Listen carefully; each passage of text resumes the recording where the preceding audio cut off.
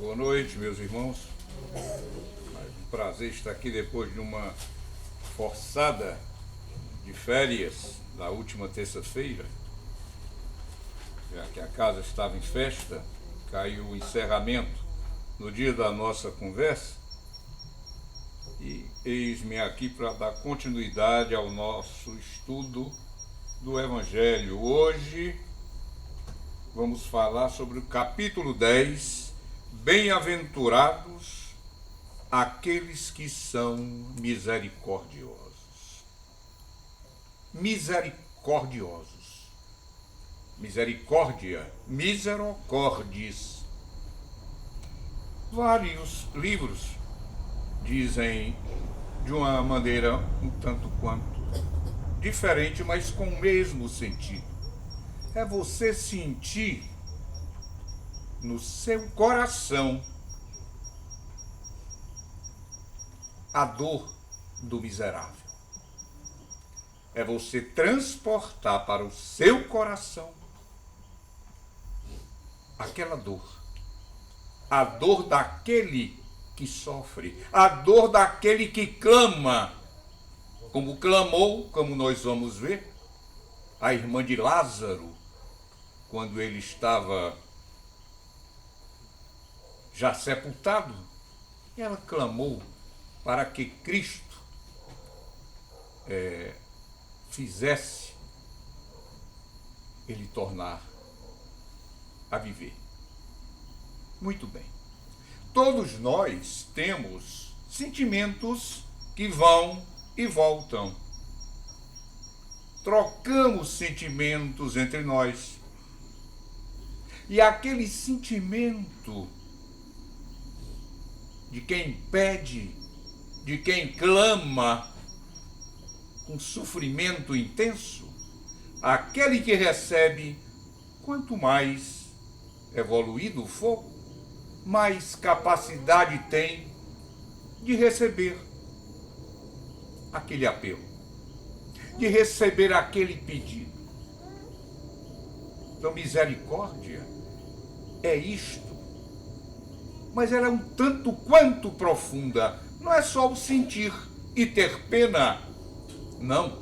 É como se disse no começo, transferir para o próprio coração a dor do coração de quem sofre. E isto é difícil, muito difícil, mas nós não vamos chegar a isso em 3 passos. Não. Nós temos tempo demais para chegar a isso. O que nós precisamos é dar início ao primeiro passo.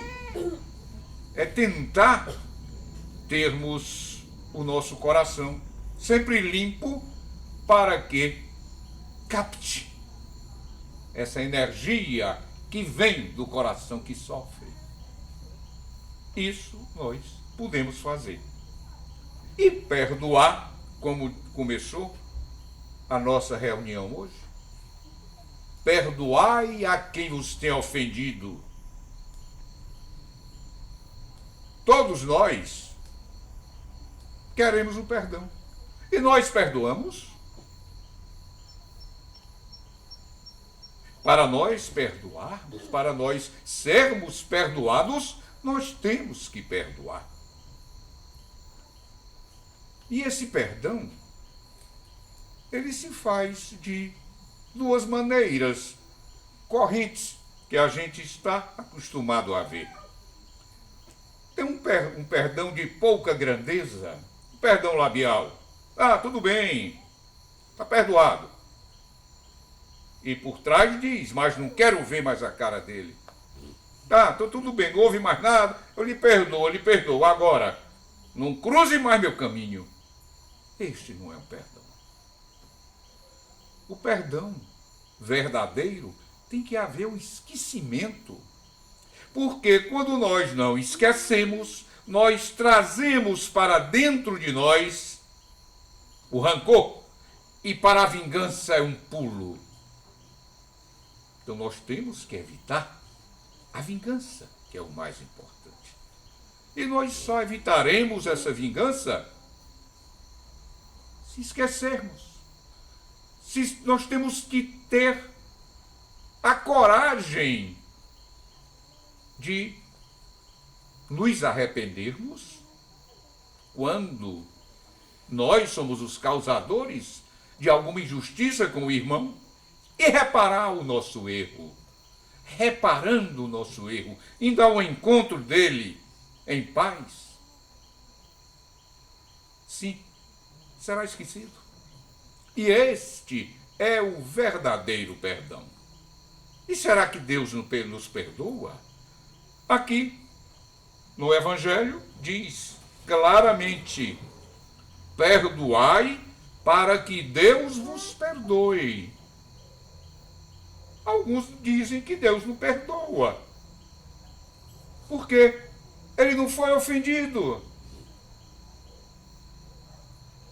Mas quando a gente lê isto aqui, é no sentido de que, quando a gente pede um perdão a ele, é que ele nos dê a chance de nós consertarmos o caminho que nós erramos. Para nós sabermos ou tentar retificar os caminhos sinuosos que nós fizemos em algumas de nossas atitudes. Só em ele nos dá esta nova chance. Isso já é um perdão. Mas na realidade, como Gandhi também falou, que não perdoava porque ninguém tinha magoado a ele. Ele não via maldade nas pessoas. Eram espíritos ainda infantis, eram espíritos poucos evoluídos, que ele deixava para lá. E isto é uma prova de amadurecimento espiritual. É um espírito com um grau de evolução bem acima do nosso, pelo menos do meu, com certeza. Aqui ele vai para frente um pouco. Há uma frase que eu copiei aqui, eu achei tão bonita, para não me esquecer, para dizer para vocês. Olha o que é que ele diz, o que é perdoar. Perdoar é anular na alma os maus sentimentos que brotaram da dor e da mágoa deixadas por atos ou palavras de pessoas que nos feriram. É ter muita grandeza para perdoar. Este é o verdadeiro perdão.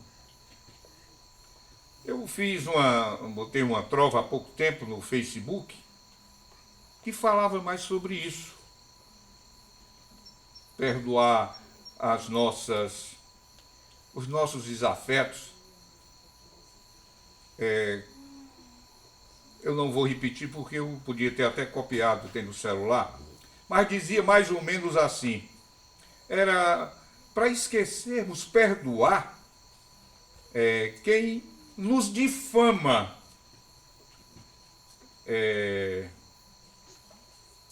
para sermos um lírio que na lama perfuma o ar que o rodeia. E um cidadão, amigo de Facebook, que eu não conheço, ele disse justamente o contrário. Vai levar pancada, vai ser esbufeteado e não vai reagir. Isso não existe. Eu não fiz, claro, eu não respondi. Ele não entendeu o sentido da coisa. Esse não sabe o que é o perdão verdadeiro. Mas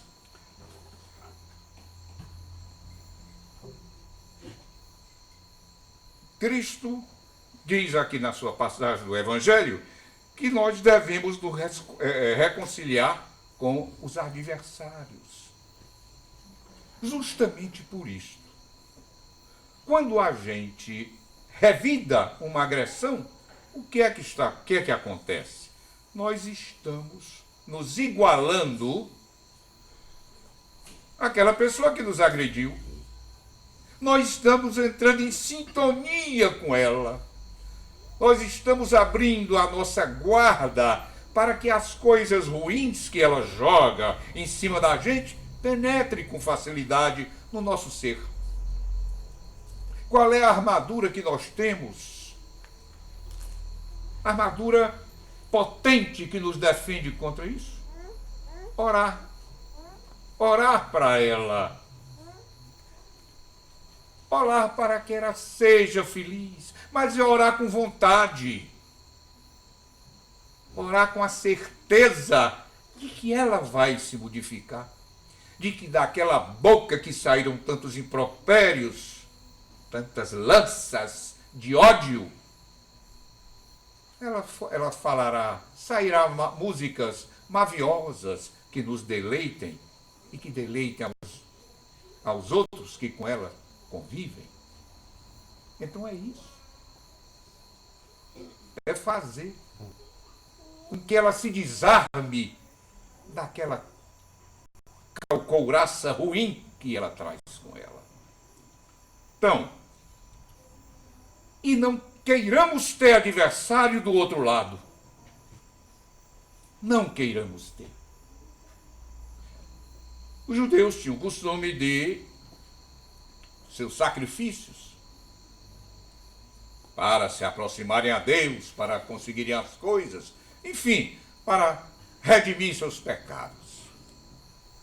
Mas desde o Antigo Testamento, Oséias diz lá que muito mais do que os sacrifícios, a misericórdia, o conhecimento de Deus é mais importante no Antigo Testamento.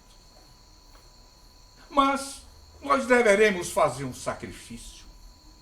E da maneira que animais puros, bezerros, pombos, branquinhos, sem mácula, eram oferecidos como sacrifícios, nós deveremos também oferecer como sacrifício a nossa alma. E como os animais citados, ela tem que estar branca. Elas têm que estar sem mácula. Nosso coração limpo. Para quê? Para que nosso contato com os seres superiores, com as entidades superiores, seja fácil. Seja fácil haver esta troca de pensamento entre nós e o mundo espiritual. Então, o nosso sacrifício é este. E a misericórdia, que é uma aresta do amor integral, porque é difícil a palavra misericórdia ser cumprida, ser seguida, ela proporciona isto. Ela limpa a alma da gente. E quanto mais a gente espalhe essa misericórdia na horizontal, mais nós vamos recebendo as benesses de Cristo na vertical. Espalhamos para os nossos próximos e nos elevamos verticalmente para o divino.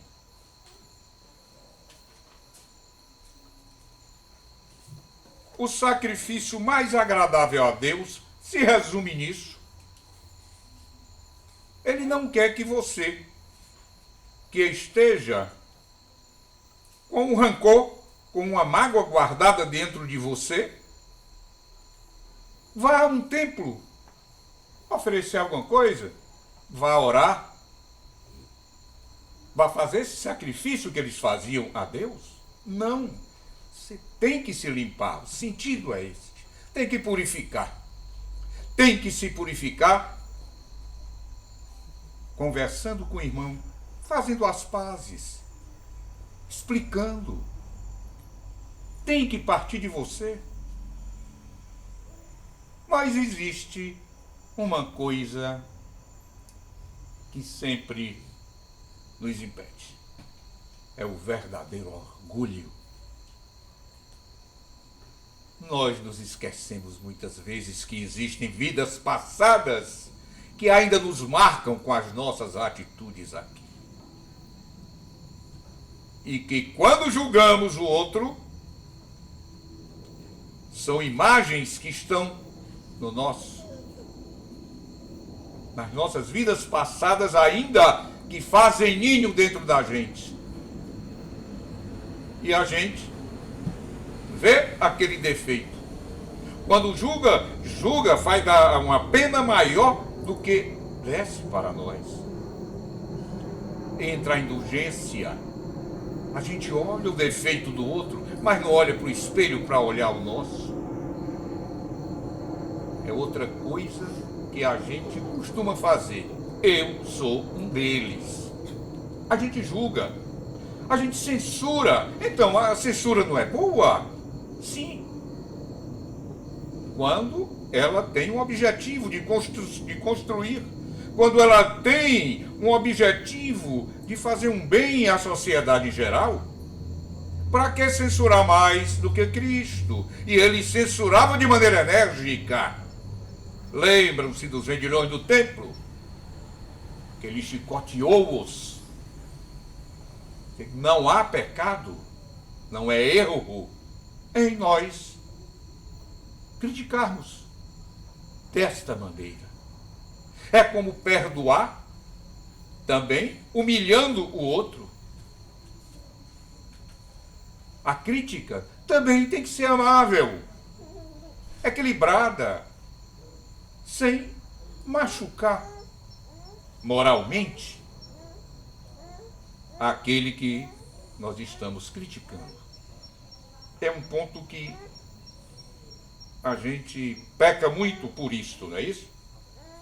É como o argueiro e a trave no olho. E quem somos nós para julgar se nós temos uma carga de vidas passadas atrás com vários defeitos e estamos aqui neste momento espiando-os? Lembrem da história da mulher que ia ser apedrejada. E Cristo perguntou: quem não tiver cometido um pecado, que atire a primeira pedra. E todos saíram cabisbaixos, os anciãos, os mais velhos, os mais novos, quer dizer, os que tinham mais cargas negativas foram saindo. E ele perdoou-a.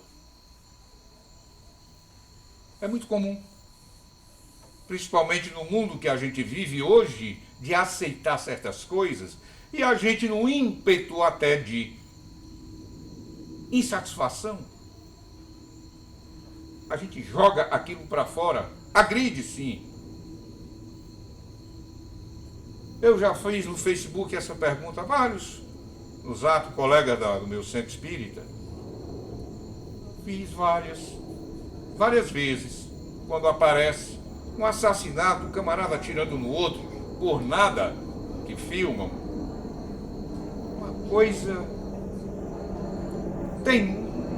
não se classifica aquilo. Eu não sei. É difícil.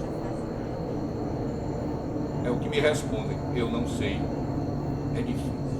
Como é que você reagiria? Como é que você justificaria aquilo?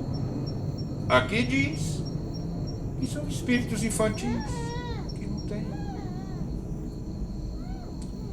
A gente não pode